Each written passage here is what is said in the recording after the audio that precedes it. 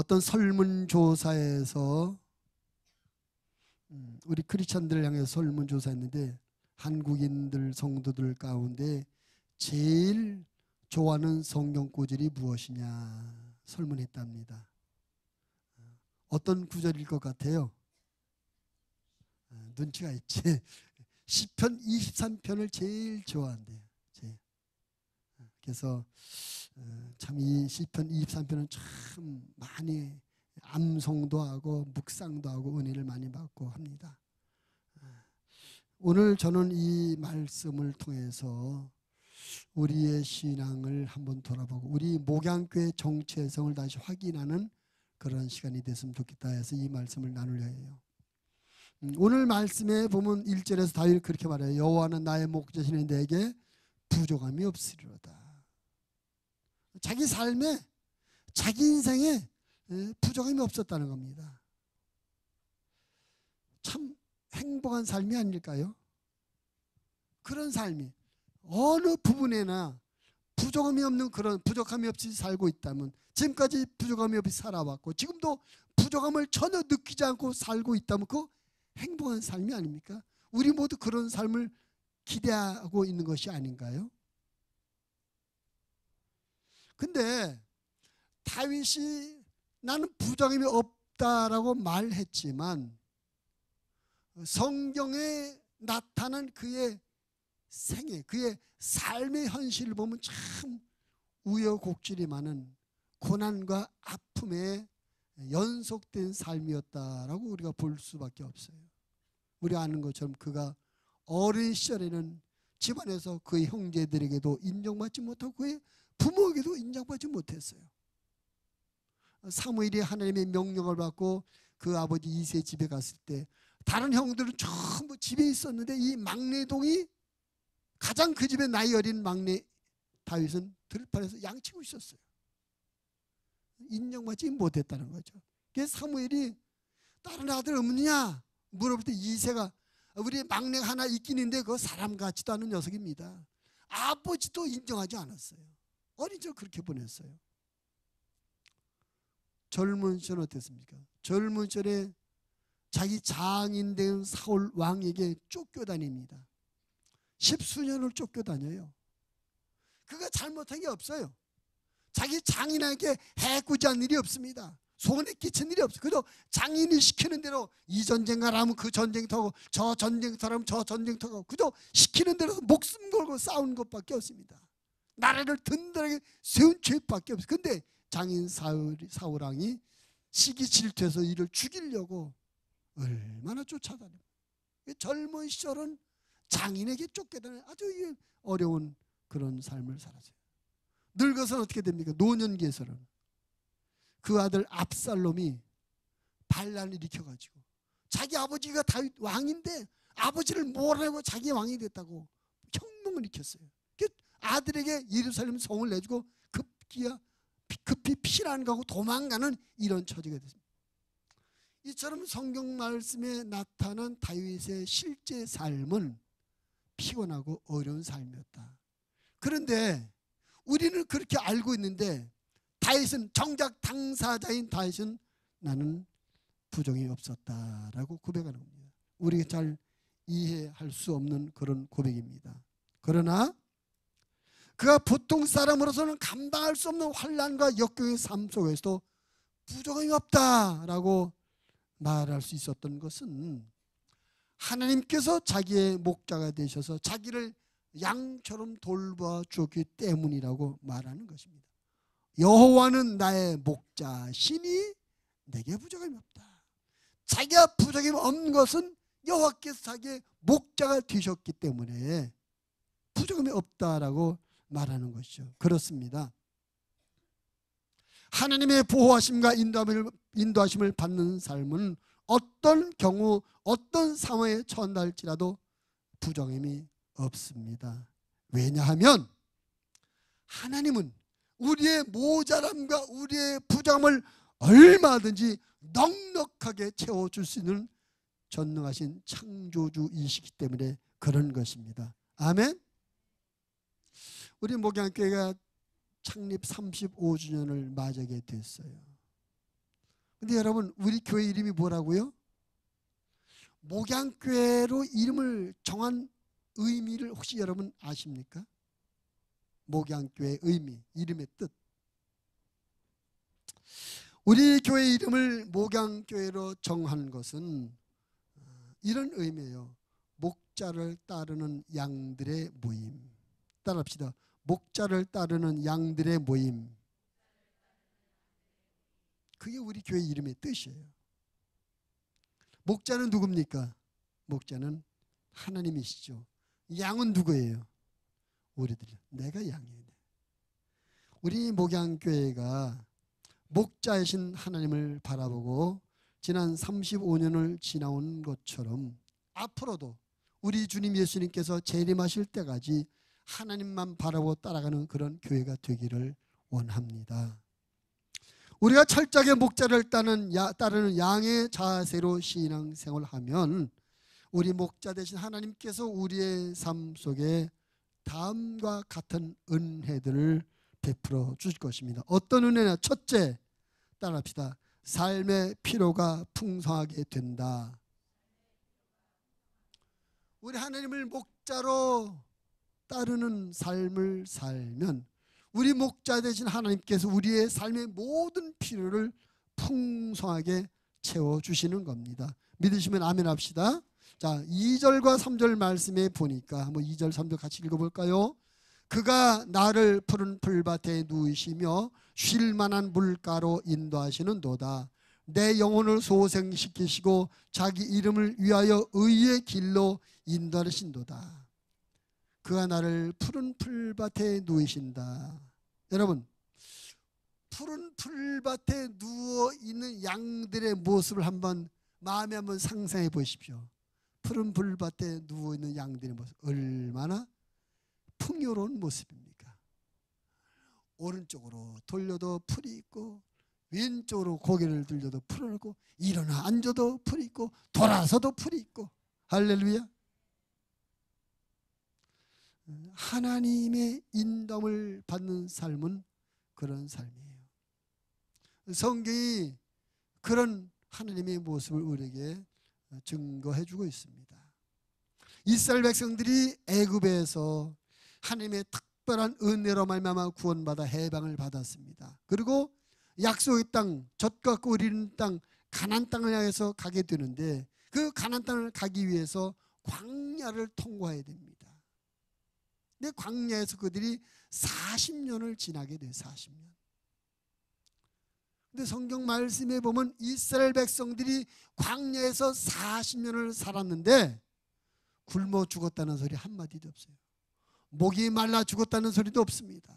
뭔가 잘못돼서 비정상적으로 죽은 사람은 하나도 없어요.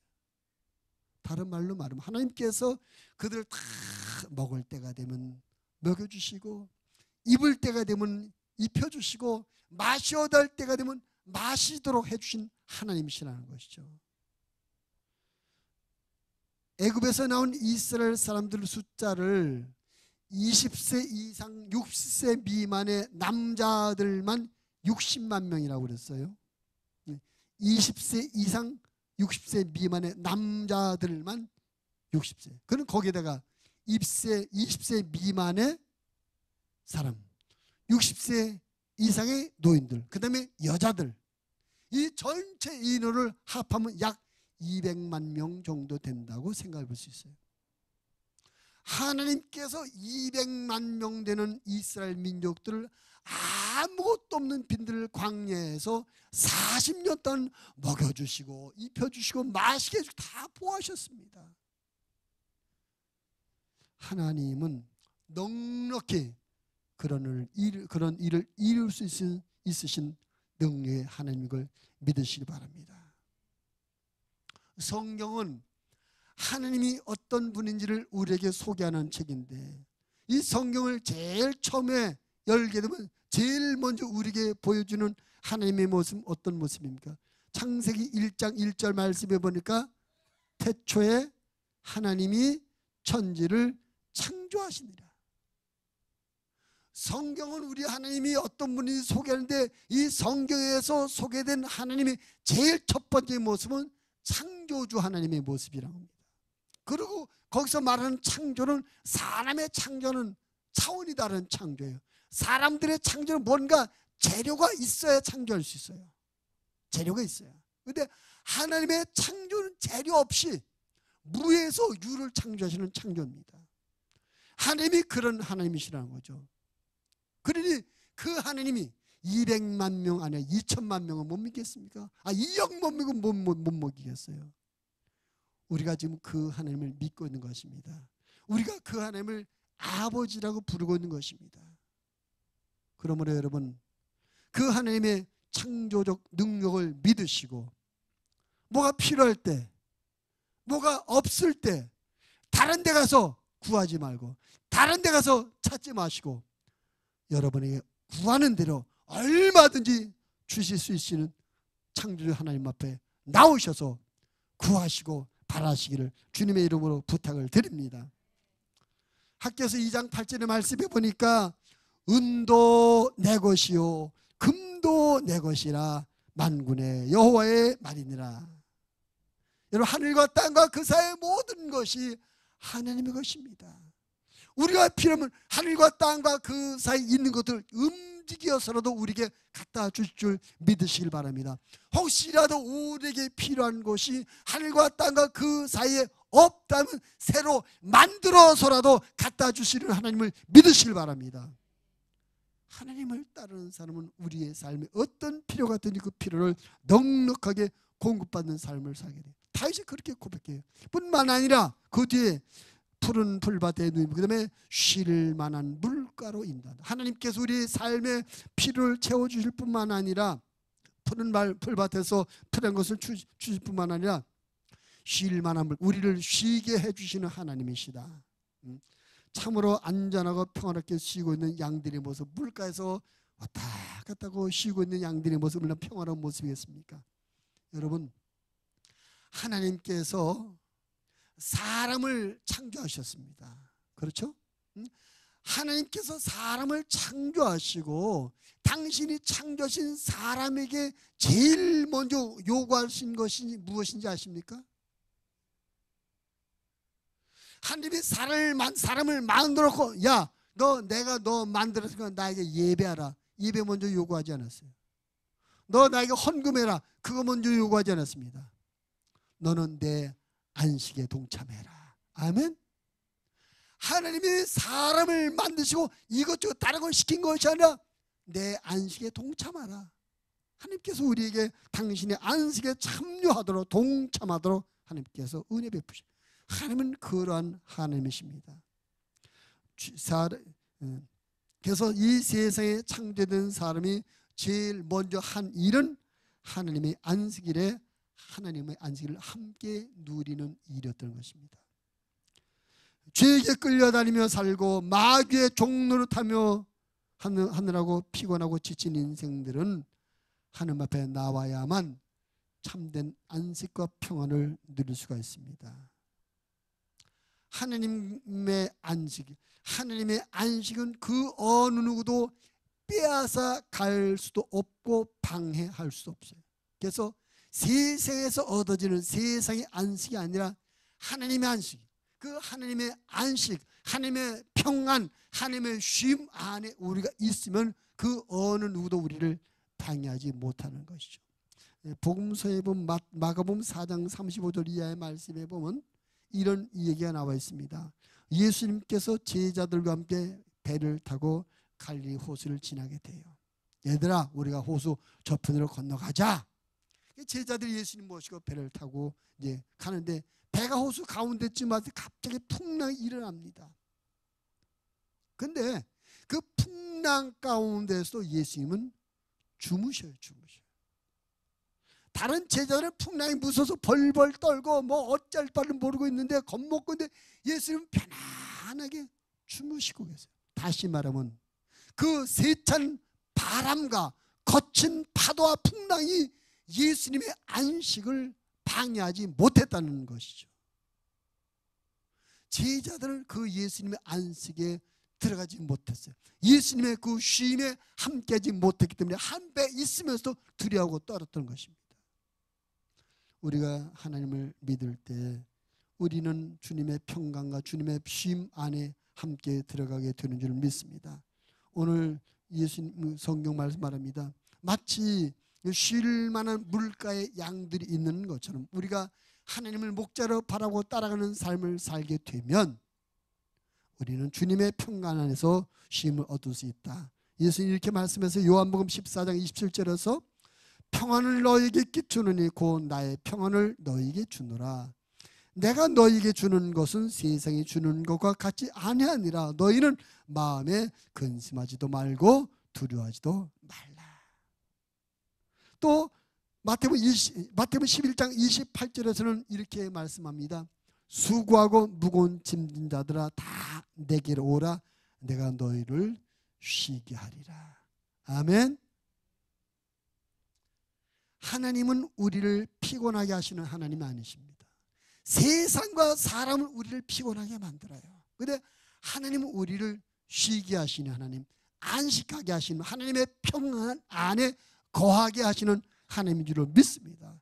그래서 하나님을 따르는 성도들의 모습, 목자를 따르는 양의 모습은 이렇게 항상 그의 목자의 안식과 평안과 쉼을 함께 누리게 되는 것이죠. 그 다음에 그 3절 보니까 내 영혼을 소생시다. 양이 목자를 따를 때 그 양은 푸른 불밭에서 풍성하게 먹고 물가에서 쉼을 얻을 뿐만 아니라 힘을 얻는다. 내 영혼을 소생시킨다는 말은 힘을 얻는다는 말이죠. 다윗의 고백입니다. 내가 하나님을 목자로 섬기고 따라드린 하나님께서 내 삶을 마치 푸른 풀밭에 누워있는 양처럼 피로가 넉넉해졌고 쉴 만한 물가에 있는 양처럼 내가 편안히 쉴 수 있었고 내 영혼이 하나님의 은혜로 말미암아 날마다 새 힘을 얻어서 일어나고 여기까지 이기며 나왔다. 사람이 먹기만 한다고 물질만 있다고 행복한 것은 아니죠. 쉬기만 한다고 되는 것도 아닙니다. 우리의 삶을 방해하고 막아서는 모든 대적들을 극복하며 이겨내며 물리치는 힘이 있어야 될 줄은 믿습니다. 근데 하나님께서 그를 따르는 사람들에게 그 영혼의 힘을 공급하는 것입니다. 할렐루야. 사람은 영혼과 육체로 만들어졌잖아요. 우리 육체는 흙에서 왔기 때문에 흙에서 난 것을 먹어야 힘이 유지됩니다. 밥을 먹어야 돼. 밥을 먹어요. 우리 영혼은 하나님으로부터 왔기 때문에 하나님의 은혜를 받고 하나님의 사랑을 받고 하나님으로부터는 신령한 것을 먹어야 힘이 얻어지는 거예요. 그래서 우리가 하나님을 따르는 삶은 하나님을 예배하고 하나님의 말씀을 먹고 성령의 은혜를 받고 이런 것이 하나님을 따르는 삶이 이런 말씀과 기도와 찬양과 성령 충만함이 우리에게 새 힘을 공급받고 내 영혼을 강하게 만들어주는 줄 믿습니다. 우리가 이처럼 하나님의 은혜 안에 살게 되면 우리 앞에 원수마귀가 어떤 문제를 갖다 놓을지라도 걱정하거나 두려워하지 않게 됩니다. 주님이 주시는 담대한 믿음으로 도전하게 나가고 극복해 나가게 될 줄은 믿습니다. 내가 연약하고 내가 부족할 때 하나님께서 도와줄 줄 믿습니다. 믿음으로 나아가게 될 줄은 믿습니다. 성령께서 우리에게는 믿음을 주고 용기를 주고 담대함을 주는 것, 그것이 우리 영혼이 강해진 증거예요. 우리가 하나님을 믿지 않을 때는 내가 가진 것이 없고 내게 힘이 없다면 내 앞에 있는 문제 때문에 우리는 고민하게 되고 걱정하게 되고 또는 포기하게 됩니다. 그러나 우리가 믿음을 가진 이유는 내가 없어도 내가 몰라도 내가 힘이 없어도 고민하거나 포기하지 않게 돼요. 내가 없어도 괜찮아. 우리 주님이 해주시니까. 할렐루야. 내가 몰라도 괜찮아. 성령님이 가르쳐 줄 테니까. 내가 하는 것이 아니라 주님이 해주시는 거. 내가 이루는 것이 아니라 성령님이 해주는 것입니다. 그런 믿음, 그것이 우리 영혼의 힘인 줄로 믿습니다. 그래서 우리가 하나님 앞에서 우리의 신앙생활이 주일날 교회에 한번 왔다 가는 그런 신앙생활이에요. 그건 교회 다니는 거예요. 신앙생활이에요. 그것이 아니라 매일매일의 삶을 하나님을 나의 목자로 삼고 나는 철저하게 양의 마음을 갖고 하나님을 중심으로 하나님을 따라가는, 하나님만 바라고 따라가는 그런 삶을 살게 되면 하나님께서 우리의 삶의 필요를 채워줍니다. 물질의 피도 채워주시고 육체의 삶에 쉼도 허락해 주시고 우리 영혼의 믿음, 힘과 능력도 주셔서 우리에게 승리하는 삶을 살게 만들어 줄 믿습니다. 그러한 삶을 사는 사람들은 다윗처럼 고백합니다. 내게 부족함이 없다라고. 여러분, 하나님께서 여러분의 목자가 되시고 여러분 그 목자이신 하나님만 따르는 양이 되셔서 그 목자로부터 필요가, 삶의 필요가 넉넉하고 풍성하게 공급되어지는 그런 삶을 사는 우리 하나님의 사람들, 우리 목양 가족들이 되시기를 주님의 이름으로 부탁을 드립니다. 두 번째는 목자를 따르는 양들은 어떤 은혜를 받냐? 영적 승리를 누리게 됩니다. 따라합시다. 영적 승리를 누리게 된다. 자, 4절 5절의 말씀 함께 읽어볼까요? 4절 5절 시작. 내가 사망의 음침한 골짜기로 다닐지라도 해를 두려워하지 않을 것은 주께서 나와 함께 하심이라. 주의 지팡이와 막대기가 나를 안위하시나이다. 주께서 내 원수의 목전에서 내게 상을 차려주시고 기름을 내 머리에 부으셨으니 내 잔이 넘치나이다. 어떤 의미로 보면 성도는 세상의 권세 잡은 자 마귀와의 영적 싸움을 하는 영적 군사이라고 볼 수 있습니다. 성도가 이 세상에서 믿음을 지키며 말씀대로 살아가는 것은 영적으로 보면 사단 마귀와 싸우는 전쟁이에요. 전쟁. 그래서 에베소 6장 12절은 이렇게 말합니다. 우리의 씨름은 혈과 육을 상대하는 것이 아니요 통치자들과 권세들과 이 어둠의 세상 주관자들과 하늘에 있는 악의 영들을 상대합니다. 악한 영들과 우리가 싸우고 있어요. 우리가 이 세상에서 믿음을 지키며 하나님의 말씀대로 살려는데 얼마나 많은 방해가 있는지 몰라요. 이 세상 구조적으로 방해돼요. 제도적으로 방해를 받아요. 모든 것이 성경과 반대요. 하나님과 반대되어 있습니다. 이 세상. 하나님과 반대되어 있는 세상에서 하나님을 향해서 가려는 성도의 삶이 얼마나 피곤하고 얼마나 어렵겠어요. 전쟁인 거죠. 전쟁. 성도가 이 세상을 살아가다 보면 어려움을 만날 수도 있고 큰 문제가 일어날 수도 있고 시험에 들 수도 있습니다. 그러나 분명한 사실은 결과적으로는 하나님의 사람들, 목자를 따르는 양된 성도가 승리한다는 사실을 믿으시길 바랍니다. 예수님께서 십자가에서 죽으시고 부활하시고 하늘로 승천하셨습니다. 그리고 예수님이 하늘로 올라가신 지 열흘 뒤에 오순절날 마가의 다락방에 약속하신 성령이 강림하셨습니다. 그때 그 자리에 있던 성도가 120명이었어요. 그 120명이라는 숫자는 그 당시 세계 인구 숫자에 비교해도 정말 얼마 안 되는 것이고, 아니 세계까지 따질 필요 없고 그 이스라엘 전체 인구와 비교해도 정말 별것도 아닌 숫자들이었어요. 더군다나 그 당시 상황이 어땠습니까? 예수님을 십자가에 죽인 상황이었어요.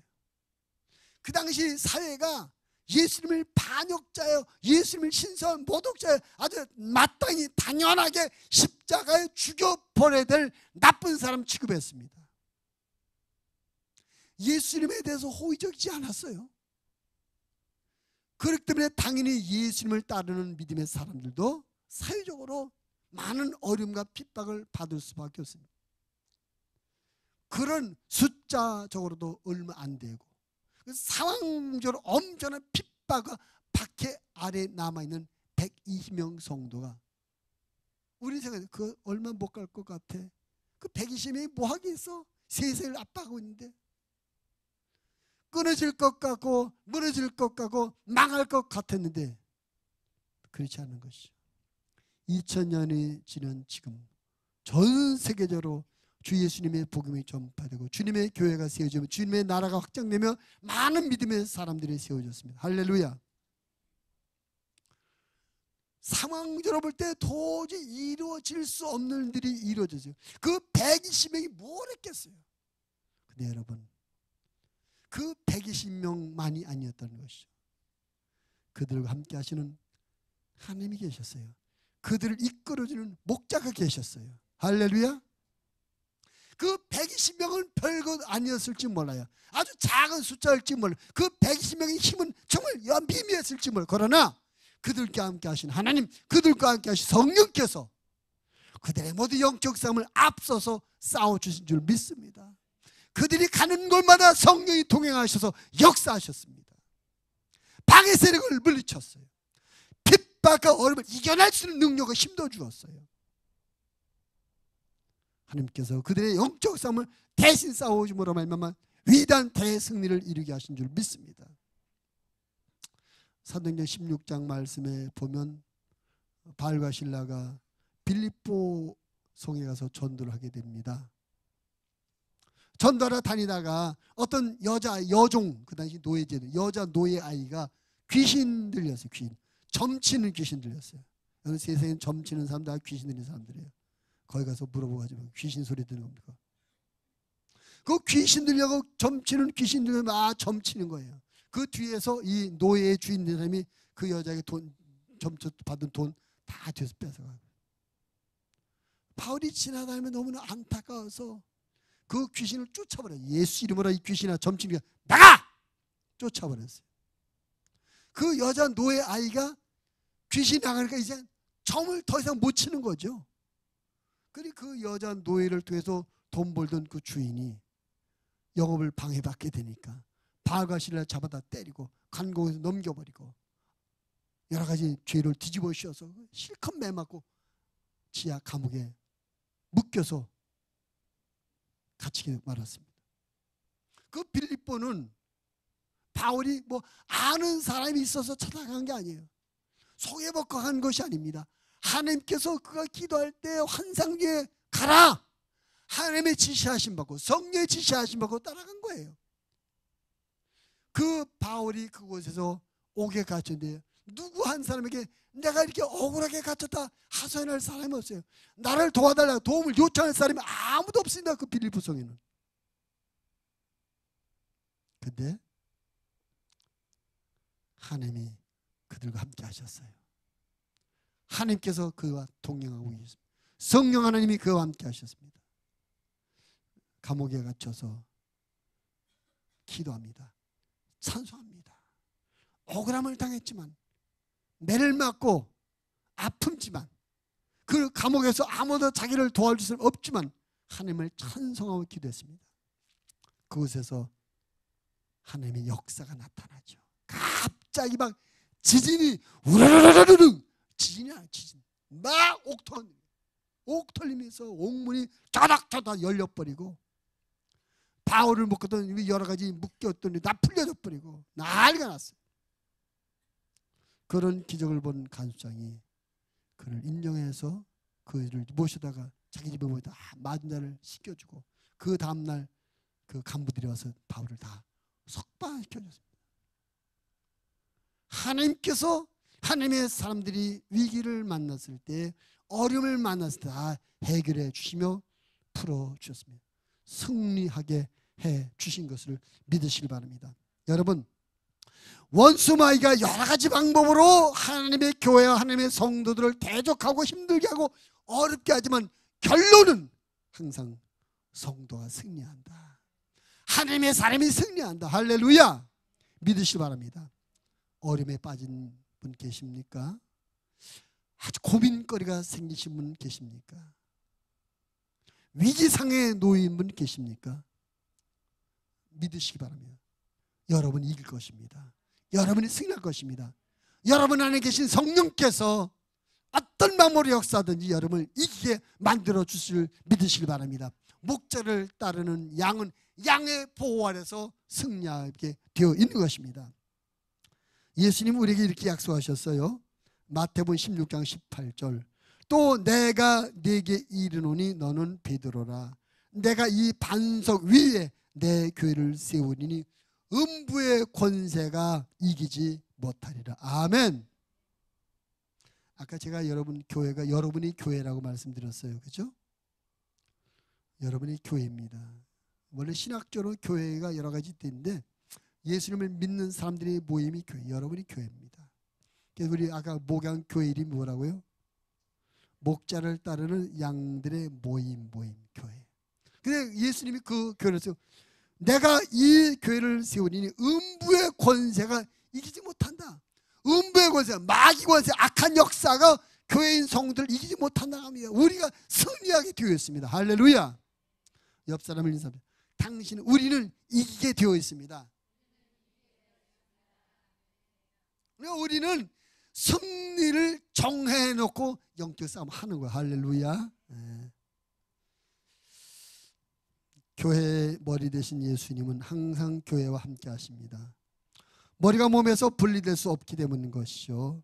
마귀를 대적하여 승리하신 예수님께서 교회와 항상 함께 계시기 때문에 교회는 그분으로 인하여 항상 승리하도록 되어 있습니다.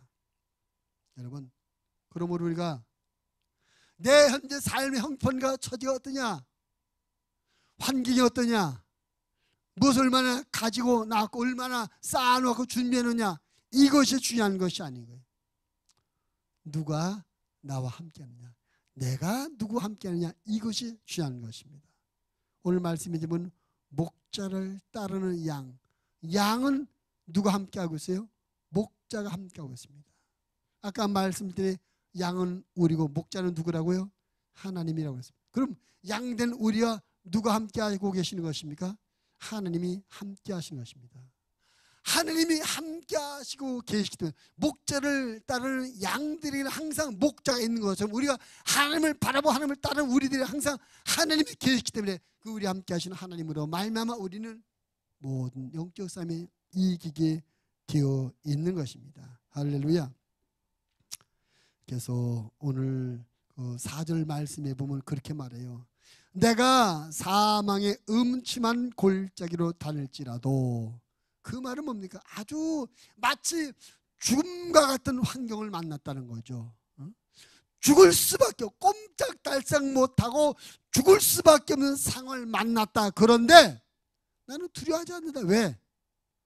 주께서 나와 함께, 목자가 나와 함께 하셔서 다 지켜줄 거니까, 다 막아줄 거니까, 다 보여줄 거니까 두려워하지 않는다.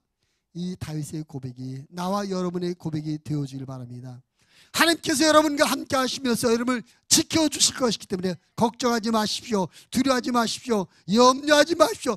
지켜주실 뿐만 아니라 5절 말씀에 기가 막힌 말씀이에요. 주께서 내 원수의 목전에서 내게 상을 차려주신대. 원수의 목전에서 상을 차려준다는 말이 무슨 의미겠습니까? 그 문자 그대로 해석하려면 원수를 포로 잡아다가 꽁꽁 묶어서 내 옆에 놓고 그 앞에 승리의 축제 잔치상을 차려놓고 나로 하여금 승리의 잔치를 먹고 맛있게 누리게 하신다는 거예요. 야 이놈아, 꼼짝마고 있어. 원수를 포로 잡아다 놓고 꽁꽁 묶어라 이놈아. 꿀려놓고 나는 승리의 잔치를 누려. 하나님이 이렇게 해주신. 할렐루야.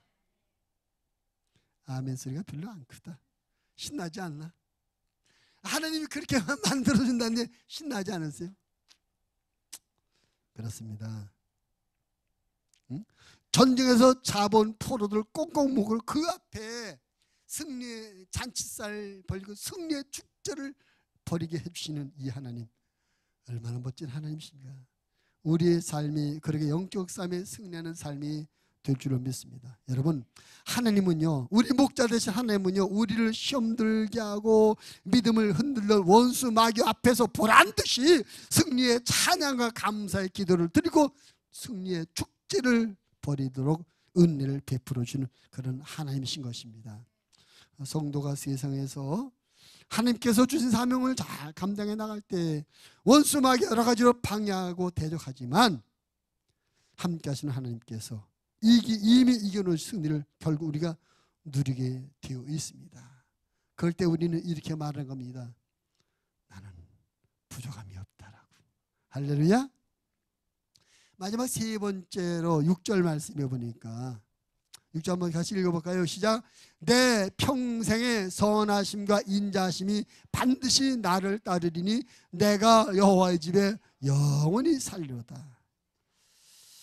선하심이라는 말은 아가도스라는 말이 모든 좋은 것을 말합니다. 그러니까 내 평생에 좋은 것이 따라온다. 인자라는 말은 택한 백성을 결코 버리지 않겠다는 약속의 근거에서 하나님께서 자기의 백성에게 베풀어주는 사랑을 인자라고 말해요. 그런데 우리의 평생도록 하나님께서 좋으신 것과 사랑의 은혜를 풍성하게 공급해 주신다는 그런 의미입니다.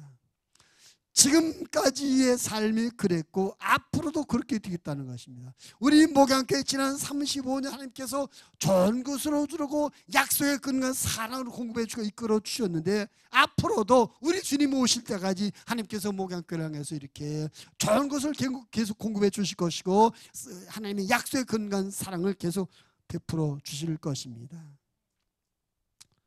우리가 때로는 부족할 때가 있죠. 실수할 때도 있고 잘못할 때도 있어요.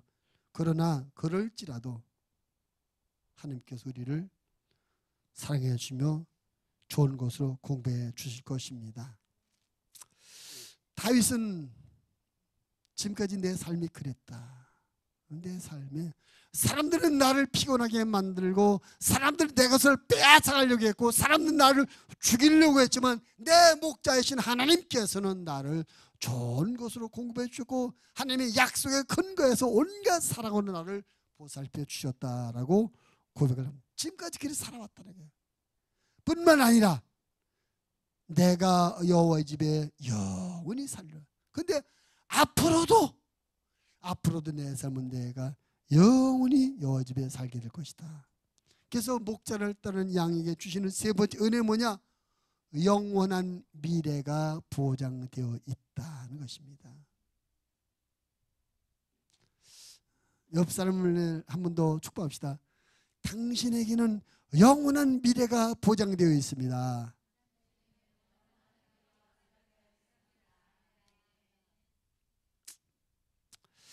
다윗의 고백을 한마디로 정리한다면 영원하신 하나님으로 말미암아 자신의 미래는 영원히 보장되어 있다. 그런 고백인 거예요. 영원히 살아계신 하나님만 우리의 미래를 영원히 책임져 주셨어요. 여러분, 우리의 미래를 영원히 책임져 줄 수 있는 존재는 영원한 존재라야만 우리를 영원히 책임져 주셨어요. 세상에 영원한 존재가 누가 있습니까? 대통령이 영원합니까? 우리 부모님들이 영원합니까? 여러분 회사 사장님이 영원합니까?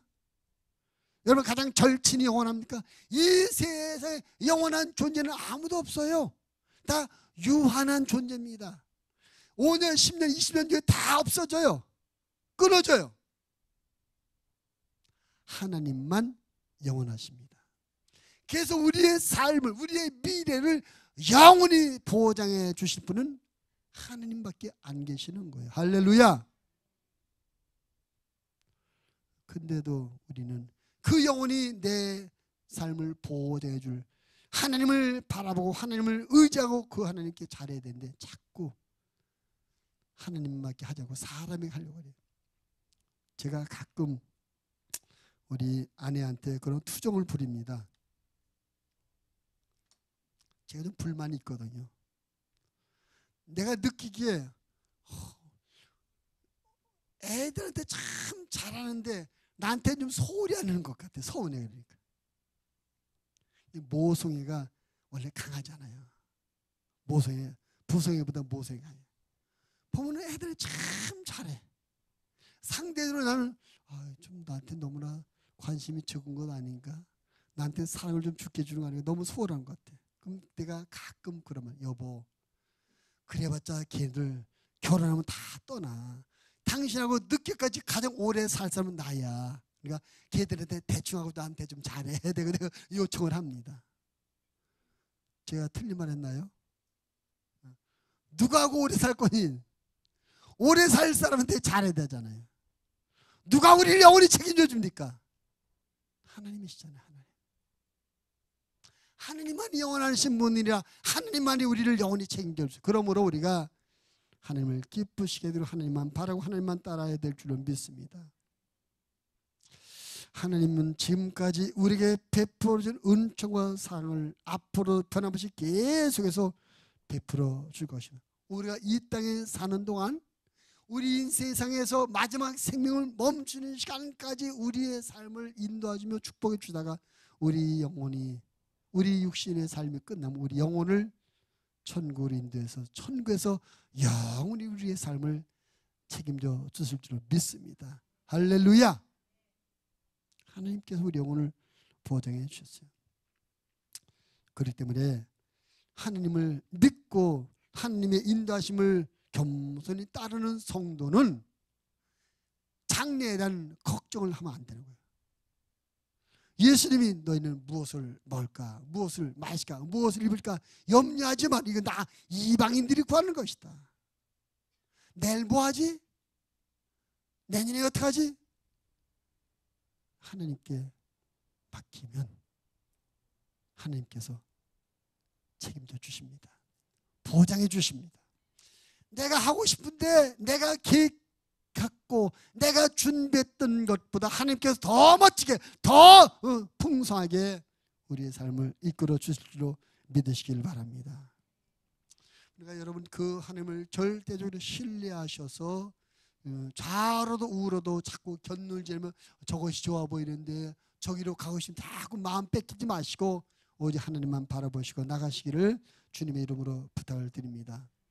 하나님 인도함을 따르는 성도는 오늘 지금 어떠한 환경과 여건에 처한할지라도 미래가 보장되어 있습니다. 은혜가 보장되어 있습니다. 승리가 보장되어 있습니다. 치료가 보장되어 있습니다. 축복이 보장되어 있습니다. 천국이 보장되어 있습니다. 천국에서 멸관이 보장되어 있는 걸 믿으시길 바랍니다. 그래서 하나님의 사람은 그 미래가 보장되어 있는 걸 확신하며 장래든 근심 걱정을 내려놓아야 되는 것이죠. 바울이 하나님의 부름을 받아서 하나님 앞에 자기의 삶을 드립니다. 그 사람은 결혼도 하지 않고 자기 전 삶을 하나님 앞에 드렸어요. 그리고 이제 그 나이가 많이 먹어서 몸도 늙고 병도 들었고 로마 감옥에 갇혀서 죽어가고 있습니다. 인생의 마지막이 왔어요. 그 인생의 마지막 죽음이 찾아왔을 때 그가 이런 고백을 합니다. 자기의 영적인 아들 디모데에게 보낸 마지막 편지에서 이렇게 고백해요. 디모데 후서 4장 7절 8절 나는 선한 싸움을 싸우고 나의 달려야 할 길을 마치고 믿음을 지켰으니 이제 후로는 나를 위하여 의의 멸류관이 예비되었으므로 주 곧 의로우신 재판장이 그날에 내게 주실 것이며 내게만 아니라 주의 나타나심을 사모하는 모든 자에게도니라. 바울이 그렇게 하면 내가 곧 주님 앞에 갈 거다. 그리고 거기서 멸류관을 받을 것이다. 바울은 확실합니다. 자기가 하나님을 따르는 성도였기 때문에 하나님만 바라보는 믿음의 사람이었기 때문에 자기의 천국에 보장되어 있고 천국에서 멸류관이 있다는 확실하고 죽음에 대한 두려움과 공포보다는 천국에 대한 소망이 넘쳐나는 이런 모습을 보여주고 있어요. 우리가 죽을 때 이런 소망을 갖고 죽을 수만 있다면 그게 행복한 죽음이 아니겠습니까? 그 정도면 인생 잘 사는 거 아닌가요? 우리 인생을 잘 살았냐 못 살았냐는 지금 평가할 수 없어요. 지금 내 인생 틀렸다 못 살았다 아니에요. 지금 평가할 수 없어요. 마지막 죽을 때 어떤 모습이에요? 죽을 때 천국에 대한 소망, 천국에서 받을 멸류관에 대한 소망을 갖고 죽는다면 잘 사는 겁니다. 근데 죽을 때 죽는데 천국 갈 수 있을까? 구원의 확신도 없고 자꾸 여전히 세상에 미련을 두었다면 그것은 잘못 살은 거예요. 오늘 다윗은 말합니다. 내가 여호와의 집에 영원히 살 것이다. 이 다윗의 고백이 나와 여러분에게 주어질 은혜인 줄로 믿습니다. 영원한 천국이 우리에게 보장되어 있습니다. 아멘. 말씀을 정리합니다. 피조물인 사람은 창조주이신 하나님만 따라야 됩니다. 구원받은 성도는 우리를 구원해 주신 하나님만 따라야 될 줄로 믿습니다. 성도가 양의 마음을 가지고 목자이신 하나님을 따르면 하나님은 그에게 삶의 필요를 풍성하게 해주시고 영적 싸움의 승리를 누리게 해주시고 영원한 미래가 보장된 삶을 살게 만들어 주십니다. 우리 목양교회가 지난 35년 동안 양의 신앙으로 목자이신 하나님을 바라보며 여기까지 왔습니다.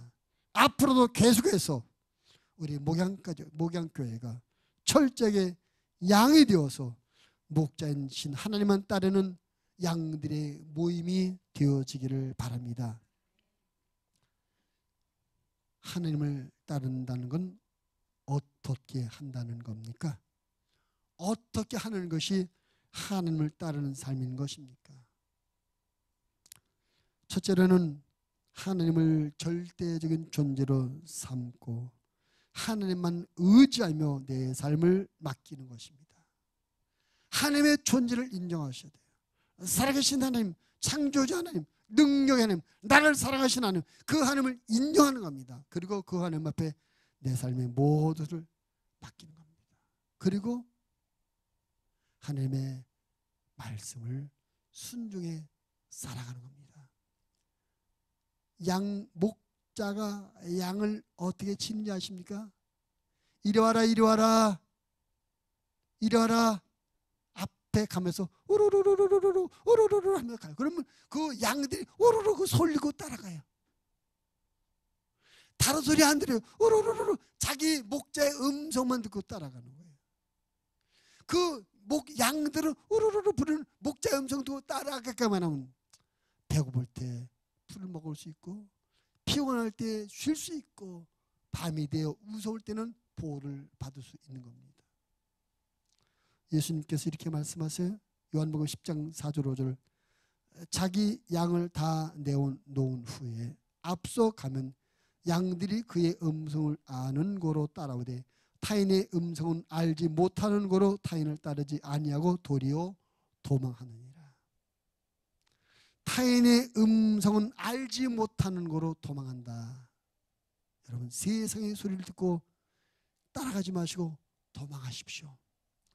그리로 끌려가지 마시고 우르르 부르시는 우리 목자신 하나님 앞으로 하나님의 말씀만 듣고 따라갈 수 있는 저와 여러분 되어지기 바랍니다. 우리 목양의 모든 가족들 철저히 목자를 따르는 양의 모임으로서 이 모임이 계속 주님만 바라보고 주님의 음성만 듣고 따라가므로 오늘 목자를 따르는 양에게 주시는 이 은혜가 우리의 평생도록 그리고 영원토록 누려지며 이루어질 수 있기를 주님의 이름으로 축원을 드립니다. 하나님 아버지 감사합니다.